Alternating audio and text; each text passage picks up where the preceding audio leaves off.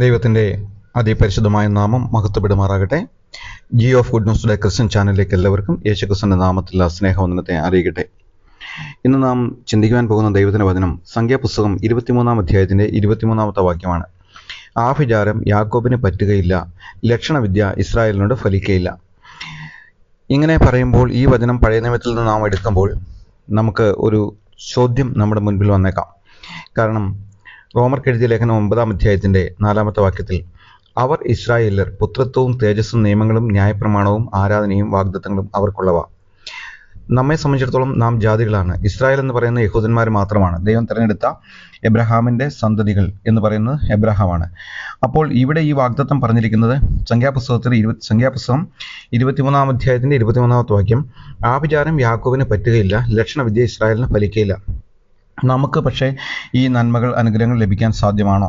9-ാം അധ്യായത്തിൻ്റെ റോമർ 9:4 നമ്മൾ വായിച്ചു, അവർ ഇസ്രായേലർ പുത്രത്വവും തേജസ്സും നിയമങ്ങളും ന്യായപ്രമാണവും ആരാധനയും വാഗ്ദത്തങ്ങളും അവർക്കുള്ളവ. ദൈവം അവർക്കാണ്, ഇസ്രായേലിനാണ് വാഗ്ദത്തങ്ങളും നിയമങ്ങളും പുത്രത്വവും തേജസ്സും എല്ലാം കൊടുത്തത്.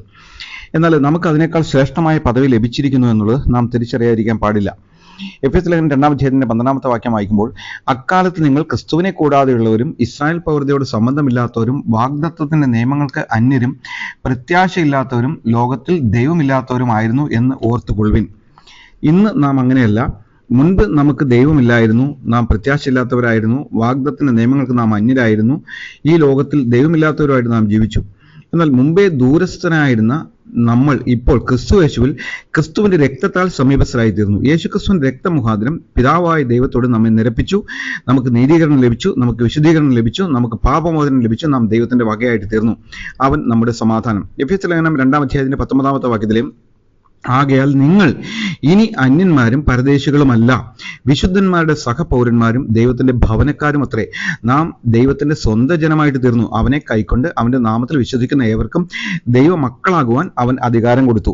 നാം ഇപ്പോൾ ദൈവത്തിന്റെ മക്കളാണ്. തന്നെയല്ല, ഈ ലോകത്തിലുള്ളവനേക്കാൾ വലിയവൻ നമ്മുടെ ഉള്ളിലുണ്ട്. മഹത്വത്തിന്റെ പ്രത്യാശയായി ക്രിസ്തു നമ്മുടെ ഉള്ളിലിരിക്കുകയാണ്. എഫേസ്യ ലേഖനം 6-ാം അധ്യായത്തിന്റെ 11-ാമത്തെ വാക്യത്തില്, പിശാചിനോട് എതിർത്ത് നിൽക്കുവാൻ കഴിയേണ്ടതിന് ദൈവത്തിന്റെ സർവ്വായുധവർഗം ധരിച്ചുകൊള്ളുവിൻ. അതെ, നാം പിശാചിന്റെ തന്ത്രങ്ങളോട്, പിശാചിന്റെ ദൈവം കൽവരി ക്രൂശിൽ പരാജയപ്പെടുത്തി, അവനെ ആയുധവർഗം വെപ്പിച്ചു. പക്ഷെ അവൻ തന്ത്രശാലിയാണ്. അവൻ അലർന്ന സിംഹം എന്ന പോലെ, അവൻ സിംഹമൊന്നുമല്ല, സിംഹം എന്ന പോലെ ആര് വിഴുങ്ങേണ്ടു എന്ന് ചുറ്റിത്തിരിഞ്ഞ് നടക്കുകയാണ്. പുള്ളിക്ക് വിഴുങ്ങാനൊന്നും പറ്റില്ല, ചവച്ചരയ്ക്കാനും പറ്റൂല, പല്ലെല്ലാം പോയി ഗതികെട്ട ഒരു സിംഹമായിട്ട് പിശാച് നിൽക്കുകയാണ്. എന്നാൽ ദൈവമക്കളായിരിക്കുന്ന നാം അവന്റെ തന്ത്രങ്ങളെ അറിഞ്ഞുകൊള്ളണം. അവൻ തന്ത്രശാലിയാണ്. അവൻ ചില്ലറ പുള്ളിയൊന്നുമല്ല. കാരണം അവൻ ആദാമിന്റെ ഹവ്വായുടെ അടുത്ത് കാണിച്ച തന്ത്രങ്ങൾ ഇന്നും അവൻ കാണിച്ചുകൊണ്ടിരിക്കുകയാണ്. അതുകൊണ്ട് എഫേസ്യ ലേഖനത്തിൽ നമുക്ക് ചില മുന്നറിയിപ്പുകൾ ലഭിക്കുന്നുണ്ട്. പരിശുദ്ധാത്മാവ് നമ്മളോട് പറയാണ്, നിങ്ങളുടെ അരയ്ക്ക് സത്യം കിട്ടണം, നാം സത്യമുള്ളവരായിരിക്കണം. ചതിയും വഞ്ചനയും നടത്തിക്കൊണ്ട് നാം ദൈവ മക്കളായിട്ട് ജീവിച്ചു കഴിഞ്ഞാലൊന്നും ദൈവത്തിന്റെ കൃപയും ദൈവത്തിന്റെ പ്രൊട്ടക്ഷനും കരുണയൊന്നും നമുക്ക് ലഭിക്കുകയില്ല. നമ്മുടെ അരയ്ക്ക് സത്യം കെട്ടിയിരിക്കണം, നീരെന്ന കവചം ധരിച്ചിരിക്കണം, നമ്മുടെ കാലിൽ സമാധാന സുവിശേഷത്തിന്റെ ഒരുക്കം ചെരിപ്പായിട്ടുണ്ടായിരിക്കണം. ആരെ കണ്ടാലും നമുക്ക് സുവിശേഷം പറയാനുള്ള ഒരു അവസരം ലഭ്യമാകുമ്പോൾ അത് ചെയ്യുവാൻ നാം തയ്യാറായിരിക്കണം. സർവായുധ വർഗത്തിൽ ഏറ്റവും പ്രധാനമായിട്ടുള്ള ഒന്നാണ്, എല്ലാറ്റിനും മീതെ ദുഷ്ടന്റെ തീയുമ്പുകളെ കെടുക്കുവാൻ തക്ക വിശ്വാസം എന്ന പരിചയം എടുത്തുകൊണ്ട് നിൽക്കുവിൻ. നമ്മുടെ വിശ്വാസത്തെ തളർത്തുക എന്നുള്ളതാണ് പിശാചിന്റെ ഏറ്റവും വലിയ ലക്ഷ്യം. അതായത് നമുക്ക് നമ്മുടെ ജീവിതത്തിൽ ചില പോരാട്ടങ്ങൾ, ചില കഷ്ടങ്ങൾ, ചില ഉപദ്രവങ്ങളെല്ലാം നേരിടുമ്പോൾ പിശാച് വന്ന് നമ്മളെ ദൈവത്തെ സംശയിപ്പിക്കുവാൻ, ദൈവം നമ്മളെ കൈവിട്ടു എന്ന് തോന്നിപ്പിക്കത്തക്ക നിലയിൽ, ദൈവമായിട്ടുള്ള കൂട്ടായ്മയെ എങ്ങനെയെങ്കിലും വിച്ഛേദിക്കത്തക്ക നിലയിൽ നമ്മളെ അവൻ പലതരത്തിലും അവന്റെ തന്ത്രം ഉപയോഗിച്ച് നമ്മളെ ദൈവത്തിൽ നിന്ന് അകറ്റുവാനായിട്ട് അവൻ ശ്രമിക്കും. എന്നാൽ ഏത് സാഹചര്യത്തിലും നാം വിശ്വാസത്തോടു കൂടി മുന്നേറണം. നമ്മുടെ മുൻപിലുള്ള എത്ര വലിയ പർവ്വതമാണെങ്കിലും, എത്ര വലിയ കൊടുങ്കാറ്റാണെങ്കിലും, എത്ര വലിയ തിരമാലകളാണെങ്കിലും അതിന് നടുവിൽ യേശു നമ്മുടെ അടുക്കിലേക്ക് വരും. പത്രോസ് ആ അലറി മറയുന്ന കൊടുങ്കാറ്റ് മുങ്ങി താഴാൻ പോയപ്പോൾ 4-ാം യാമത്തിൽ യേശു അവന്റെ അടുക്കിലേക്ക് വന്ന് അവനെ കൈപിടിച്ച് കയറ്റുന്നത് നമുക്ക് കാണുവാൻ സാധിക്കും. കോരഹപുത്രന്മാർ പറയുന്നുണ്ട്, ഭൂമി മാറിപ്പോയാലും സമുദ്രം ആർത്തലച്ചു വന്നാലും ഞങ്ങൾക്കൊരു സങ്കേതമുണ്ട്, ദൈവം ഞങ്ങളുടെ സങ്കേതമാണ്, അവൻ നമ്മുടെ ബലമാണ്. അതുകൊണ്ട് ഏത് സാഹചര്യത്തിലും വിശ്വാസത്തോടെ മുന്നേറുവാൻ ശത്രു അയച്ചിരിക്കുന്ന അമ്പുകളെ നമുക്ക് നേരെ, ദൈവമക്കൾക്കെതിരെ പിശാച് എപ്പോഴും നോട്ടം വെച്ചുകൊണ്ടിരിക്കുകയാണ്. അതുകൊണ്ട് മന്ത്രവാദത്താൽ നമുക്ക് നേരിടുന്ന എല്ലാ ഉപദ്രവങ്ങളെയും തിരിച്ചടിക്കുവാനുള്ള അധികാരം ദൈവം നമുക്ക് നൽകിയിട്ടുണ്ട്. അതുകൊണ്ട് ശത്രുവിന്റെ തീയമ്പുകളെ 7 മടങ്ങ് ശക്തിയോടെ നമുക്ക് തിരിച്ചയക്കുവാനായിട്ട് സാധിക്കും. ചില സന്ദർഭങ്ങളിൽ 100,000 മടങ്ങുമായിട്ട് നമുക്ക് തിരിച്ചടിക്കുവാനായിട്ട് സാധിക്കും. കാരണം നാം പ്രൊട്ടക്ഷൻ ഉള്ളവരാണ്, നാം ദൈവത്തിന്റെ സംരക്ഷണയിൽപ്പെട്ടവരാണ്. നമുക്ക് അങ്ങനെയുള്ള ചില പ്രാർത്ഥനകൾ പ്രാർത്ഥിക്കാം. മന്ത്രവാദം എങ്ങനെയാണ് തിരിച്ചടിക്കാൻ പോകുന്നതെന്ന് ആ നിലയിൽ നമുക്ക് പ്രാർത്ഥിക്കാം. ദുഷ്ട മന്ത്രവാദങ്ങൾക്കെതിരെ നമുക്ക് നിലയുറപ്പിക്കാം. എല്ലാറ്റിനും ഒരു സമയമുണ്ടെന്ന് നാം മനസ്സിലാക്കണം. ആരെങ്കിലും നമ്മളെ ശപിച്ചാൽ, പൈശാചിക കാര്യങ്ങൾ ചെയ്തിട്ടുണ്ടെങ്കിൽ അതിനൊരു കാലഹരണപ്പെട്ട തീയതി വരും. ആ തീയതി കഴിഞ്ഞാൽ അത് തിരിച്ചടിയായിട്ട് മാറും. നമ്മളെ കുറച്ച് നാളത്തേക്ക് ബൈബിൾ അത് പറയുന്നുണ്ട്, അല്പകാലം നിങ്ങൾക്ക് ഉപദ്രവം ഉണ്ടാകും, എന്നാൽ അത് കഴിഞ്ഞതിന് ശേഷം അതെല്ലാം തിരിച്ചടിയായിട്ട് പോകും. നൊടി നേരത്തേക്കുള്ള നിങ്ങളുടെ കഷ്ടം, നൊടി നേരത്തേക്കുള്ള നിങ്ങളുടെ ഉപദ്രവം, അത് അത്യന്തം മഹിമയുള്ള കാര്യങ്ങൾ ഉളവാക്കാൻ തൊക്കണം മതിയായതാണ്. അതുകൊണ്ട് നമുക്കെതിരെ ചെയ്ത ഏത് ഗൂഢാലോചനയും, എത്ര വലിയ ഗൂഢാലോചനയാണെങ്കിലും അതെല്ലാം തിരിച്ചടി പോകും. ഒരു തുടക്കമുള്ള എല്ലാത്തിനും ഒരു അവസാനമുണ്ട്. അത് ഈ പ്രപഞ്ചത്തിന്റെ ഒരു നിയമമാണ്. 7.5 വർഷം എന്റെ ജീവിതത്തിൽ കടത്തിന്റെ ഒരു പ്രശ്നം ഉണ്ടായിരുന്നു. എന്നാൽ 7.5 വർഷം കഴിഞ്ഞപ്പോൾ എന്റെ കടത്തിൽ നിന്നെല്ലാം ഞാൻ മോചിതനായി. ഞാൻ വെളിയിൽ വരുവാൻ തക്കണം ഇടയായിട്ട് തീർന്നു. ഇത് ആത്മാവിന്റെ ഒരു നിയമമാണ്. അവർ എത്ര രണ്ടാമത് പഴയപടിയാക്കാൻ ശ്രമിച്ചാലും അത് ചെയ്തതുപോലെ തിന്മയുടെ നടപടി അതിന്റെ കാലാവധി കഴിഞ്ഞാൽ പിന്നെ അത് പ്രവർത്തിക്കുകയില്ല. അതുകൊണ്ട് അവരിൽ പ്രവർത്തിക്കുന്ന നമ്മുടെ ശത്രുക്കൾ ഒരുപാട് കാര്യങ്ങൾ അവർ തിരിച്ചടിയായിട്ട് അനുഭവിക്കുന്നത് നമുക്ക് കാണുവാൻ സാധിക്കും. ഇത് നമുക്ക് ആവശ്യമുള്ള ഒരു ഏറ്റുപറച്ചിലും പ്രാർത്ഥനയും നമുക്ക് ആവശ്യമുണ്ട്. ആരെങ്കിലും താഴ്ത്താൻ ശ്രമിച്ചാൽ, ആരെങ്കിലും നശിപ്പിക്കാൻ ശ്രമിച്ചാൽ, ദുഷ്ടമാർഗങ്ങൾ ഉപയോഗിക്കുന്നത് അതൊരിക്കലും ഫലം ചെയ്യുകയില്ല. ഇതെല്ലാം ദുഷ്പ്രവൃത്തി ചെയ്ത ആ വ്യക്തിക്കെതിരെ തിരിച്ചു പോകുമെന്നുള്ളതിന് യാതൊരു സംശയമില്ലാത്ത കാര്യമാണ്. അത് നമ്മളോട് അവർ വിചാരിക്കുന്നത് ഞാൻ അവരോട് അത് ചെയ്തിരിക്കുന്നു, അവർ വിചാരിക്കുന്നു നമ്മളെ അവർ ഉപദ്രവിക്കുന്നുവെന്ന്. എന്നാൽ അവർ ചെയ്ത തിന്മ നമുക്ക് ഫലിക്കാതെ അത് തിരിച്ചു പോകുന്നത് നമുക്ക് കാണാൻ സാധിക്കും. നമുക്ക് ഫലിച്ചു എന്നറിയാനായിട്ട് അവർ നമ്മളെ പരിശോധിക്കുമ്പോഴെല്ലാം നാം ഊർജ്ജസ്വലതയോടെ നിൽക്കുന്നു, വിശ്വാസത്താൽ നീങ്ങുന്നു. എന്നാൽ നാം നമ്മുടെ ദൈവിക കടമകൾ നിറവേറ്റുകയാണ്. ദൈവം നമ്മുടെ ഹൃദയത്തിൽ ചെയ്യാൻ വെച്ചിരിക്കുന്ന മഹത്തായ കാര്യങ്ങൾ ഇപ്പോഴും ചെയ്തുകൊണ്ടിരിക്കുന്നു. ദൈവം നമ്മുടെ ജീവിതത്തിൽ ചെയ്യാൻ വെച്ചിരിക്കുന്ന കാര്യങ്ങളിൽ നാം ലക്ഷ്യബോധത്തോടുകൂടി നീങ്ങിക്കൊണ്ടിരിക്കുന്നു. അതെ, അവർ നമുക്കെതിരെ വെച്ചിരിക്കുന്ന എല്ലാ തിന്മകളും അത് ഫലിക്കുന്നില്ലെന്ന് കാണുമ്പോൾ അവരുടെ ഹൃദയം തകരും. അവർ നിരാശാജനകമായിട്ട് തീരും. തന്നെയല്ല, അതൊരു കാർന്ന് തിന്നുന്ന ഒരു അൾസർ മാതിരി, ഒരു എന്താ പറയുന്ന ഒരു വലിയ രോഗം മാതിരി അത് അവരെ പിടിപെടും. അത് അവരുടെ ശരീരത്തിലേക്ക് പ്രവേശിച്ച് മാരകമായ അർബുദം മാതിരി അവരുടെ സമാധാനത്തെ അത് തിന്നു തീർക്കും. അത് സാവധാനം അവരെ നശിപ്പിച്ചുകൊണ്ടിരിക്കും. അങ്ങനെ അവർ പോകും. നമ്മുടെ എല്ലാ ശത്രുക്കളെയും ദൈവം താറുമാറാക്കി കളയും. നമ്മുടെ എല്ലാ വിമർശകരെയും, അവർ ചെയ്ത എല്ലാ തിന്മകളും ദൈവം അത് തിരിച്ച് അടിയായിട്ട് മാറ്റുന്നത് നമുക്ക് കാണുവാൻ സാധിക്കും. കാരണം നാം ദൈവത്തിൽ പൂർണ്ണ ആശ്രയം വെച്ചുകൊണ്ട് ഇരിക്കുന്നവരായതുകൊണ്ടാണ് അങ്ങനെ സംഭവിക്കുന്നത്. നമ്മുടെ ഹൃദയത്തെ നാം ശുദ്ധീകരിക്കുകയും നമ്മുടെ കൈകൾ ശുദ്ധമാക്കുന്നത് വരെയും നമുക്കൊരു നല്ല മനസ്സാക്ഷി ഉണ്ടായിരിക്കുന്നത് വരെയും നമുക്കെതിരെ രൂപപ്പെടുന്ന ഒരു ആയുധവും ഫലിക്കാനായിട്ട് പോകുന്നില്ല. ഒരു ദുഷ്ട രൂപത്തിന്റെ ഇടപാടുകളും വിജയിക്കാനായിട്ട് പോകുന്നില്ല. നമ്മുടെ മനസ്സിനെതിരെ, നമ്മുടെ ആത്മാവിനെതിരെ, നമ്മുടെ ശരീരത്തിനെ ചെയ്തത് എന്തായിരുന്നാലും അതൊരിക്കലും പ്രവർത്തിക്കില്ല. അത് അവർക്ക് തന്നെ തിരിച്ചടിയായിട്ട് പോകും. കാരണം ദൈവമാണ് നമുക്ക് വേണ്ടി പ്രവർത്തിക്കുന്നത്. ദൈവം നീതിയുള്ള ന്യായാധിപതിയാണ്. നമ്മുടെ ദൈവം അത്ഭുതവാനായ ദൈവമാണ്. അവൻ അദൃശ്യനായ ദൈവമാണ്, ആരാധ്യനായ ദൈവമാണ്. എല്ലാത്തിനും ഒരു കാലഹരണ തീയതിയുണ്ട്. ആ മന്ത്രവാദം തിരിച്ച് അവരിലേക്ക് പോകുന്നത് നമുക്ക് കാണുവാനായിട്ട് സാധിക്കും. എത്ര ദുഷ്ടത പ്രവർത്തിച്ചാലും അതിനൊരു കാലഹരണ തീയതി ഉണ്ടെന്ന് നാം മറന്നു പോകരുത്. ചില നാളുകൾ, ചില വർഷങ്ങൾ തന്നെ നമ്മളെ ഒരു കഷ്ടത്തിലേക്ക് നയിച്ചേക്കാം. എന്നാൽ അത് തിരിച്ചടിയായി പോകുന്നത് നമുക്ക് കാണുവാനായിട്ട് സാധിക്കും. ഇപ്പോൾ നമുക്ക് അല്പസമയം പ്രാർത്ഥിക്കാം. കർത്താവേ, എൻ്റെ കുടുംബത്തിലേക്ക് വന്ന എല്ലാ ദുഷ്ട ഉടമ്പടികളെയും ഞാൻ ത്യജിക്കുന്നു. യേശുക്രിസ്തുവിന്റെ രക്തത്താൽ ഞാൻ നിങ്ങളെ തകർക്കുകയാണ്. നിങ്ങൾ അസാധുവായി തീർന്നിരിക്കുന്നു. എൻ്റെ ജീവിതത്തിൽ നിങ്ങൾക്ക് യാതൊരു അധികാരവുമില്ല. ജലാത്മാക്കളുമായിട്ടുള്ള എല്ലാ ഉടമ്പടികളും ഞാൻ റദ്ദ് ചെയ്യുന്നു. കാട്ടുഭൂതങ്ങളുമായുള്ള എല്ലാ ഉടമ്പടികളും ഞാൻ ക്യാൻസൽ ചെയ്യുന്നു. മന്ത്രവാദ ബലിപീഠങ്ങളുമായിട്ടുള്ള എല്ലാ ഉടമ്പടികളും ഞാൻ ഉടയ്ക്കുന്നു. രണ്ടാം സ്വർഗവുമായിട്ടുള്ള എല്ലാ ഉടമ്പടികളും ഞാൻ അവസാനിപ്പിക്കുന്നു. യേശുവിന്റെ രക്തത്താൽ ഞാൻ കഴുകപ്പെട്ടവനാണ്. എല്ലാ പാരമ്പര്യ കെട്ടുകളിൽ നിന്നും ഞാൻ വീണ്ടെടുക്കപ്പെട്ട ഒരുവനാണ്. എല്ലാ സാത്താന്യ ഉടമ്പടിയിൽ നിന്നും മോചിക്കപ്പെട്ട ഒരുവനാണ് ഞാൻ സ്വതന്ത്രനാണ്. ഇപ്പോൾ ഞാൻ ബലിപീഠങ്ങളുമായി ഇടപെടുകയാണ്.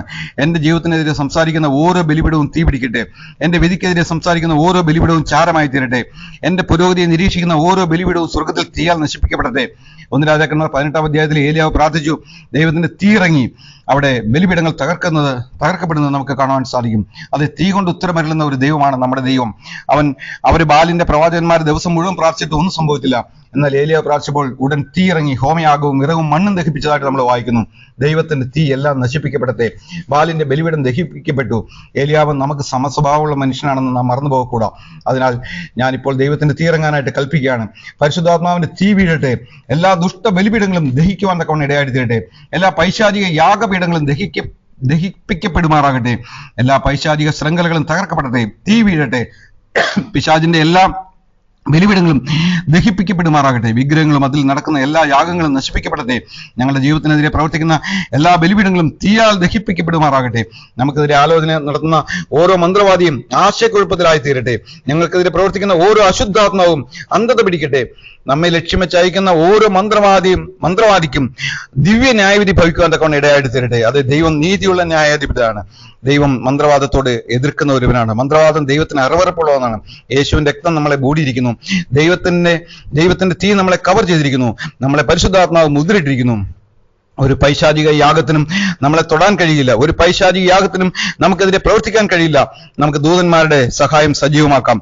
സങ്കീർത്തനം 103 അധ്യായത്തിന്റെ 20 വാക്യത്തിൽ നാം ഇങ്ങനെ വായിക്കുന്നു, അവൻ ദൂതന്മാരെ അവന്റെ ആജ്ഞ അനുസരിക്കുന്ന വീരന്മാരായി അവൻ നിയമിച്ചിരിക്കുന്നു. കർത്താവിന്റെ ദൂതന്മാരെ ദൈവത്തിന്റെ വചനം അനുസരിക്കുന്ന നാം വചനത്താൽ കൽപ്പിക്കുമ്പോൾ ദൂതന്മാർ നീങ്ങുന്നു. ദൈവത്തിന്റെ വാഗ്ദാനങ്ങൾ പ്രഖ്യാപിക്കുമ്പോൾ ദൂതന്മാർ പ്രവർത്തനം ആരംഭിക്കുന്നു. ഇപ്പോൾ നമ്മൾ മന്ത്രവാദത്തെ കൈകാര്യം ചെയ്യാനായിട്ട് പോവുകയാണ്. നമ്മളിൽ ആർക്കെങ്കിലും എതിരെ പ്രവർത്തിക്കുന്ന അന്ധകാര ശക്തികളുണ്ട്. ആ മന്ത്രവാദിനികൾ, ദുഷ്ടപുരോഹിതന്മാർ, പൈശാചിക ഏജന്റുമാർ, സമുദ്രാത്മാക്കൾ, അവരെല്ലാം ഇപ്പോൾ ദൂതന്മാർ ഇറങ്ങിച്ചെന്ന് യേശു ക്രിസ്തുവിന്റെ രക്തത്താല്, ദൈവ സാന്നിധ്യത്തിന്റെ തീയാല് അവരെ തകർക്കുവാൻ തക്കവണ്ണം ഞങ്ങൾ ദൈവത്തിന്റെ സഹായത്തെ ചോദിക്കുകയാണ്. ദൂതന്മാർ മൂവ് ചെയ്യട്ടെ. ഞങ്ങൾ ദൈവത്തിൽ നിന്നുള്ളവരാകുന്നു. പിശാചിനെ ജയിച്ചു മരിക്കുന്നു. ഞങ്ങളിലുള്ളവൻ ലോകത്തുള്ളവനേക്കാൾ വലിയവനായിരിക്കുന്നു.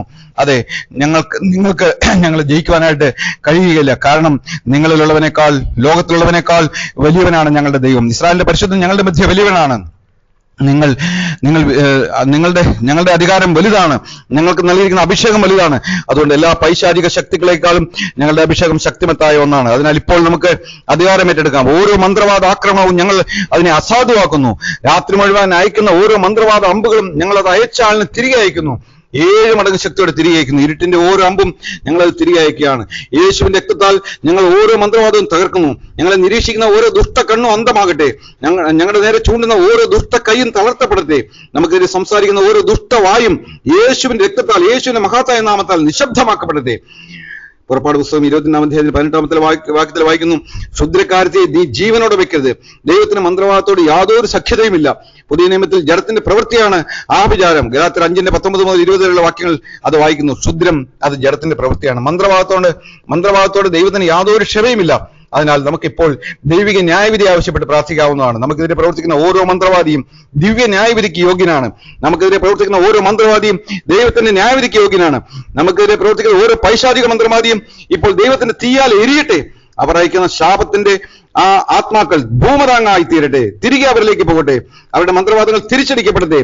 നമുക്കെതിരെ ആസൂത്രണം ചെയ്യുന്ന എല്ലാ ഇടപാടുകളും അവരുടെ തലയിൽ തന്നെ തിരിച്ചടിക്കട്ടെ. നമ്മളെ അവർക്ക് തൊടാൻ കഴിയില്ല. കാരണം നമ്മൾ എത്തിപ്പിടിക്കാൻ കഴിയാത്ത നിലയിൽ ദൈവത്തിന്റെ ആ പരിചയക്കുള്ളിൽ കവർ ചെയ്യപ്പെട്ടിരിക്കുകയാണ്. യേശുക്രിസ്തുവിന്റെ രക്തത്താൽ നമ്മൾ സംരക്ഷിക്കപ്പെട്ടിരിക്കുന്നു.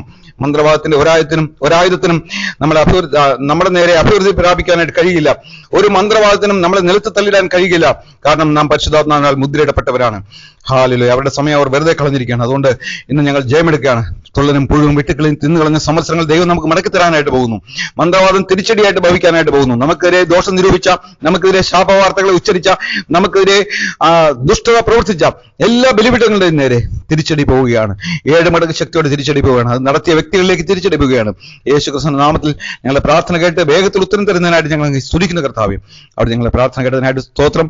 മഹത്വം എടുത്താട്ടെ. അല്ല ഞങ്ങൾക്ക് വേണ്ടി ജീവൻ രക്ഷിതാവും കർത്താവുമായ യേശുക്രിസ്തുവിന്റെ പരിശുദ്ധമായ നാമത്തിൽ തന്നെ ആമീൻ.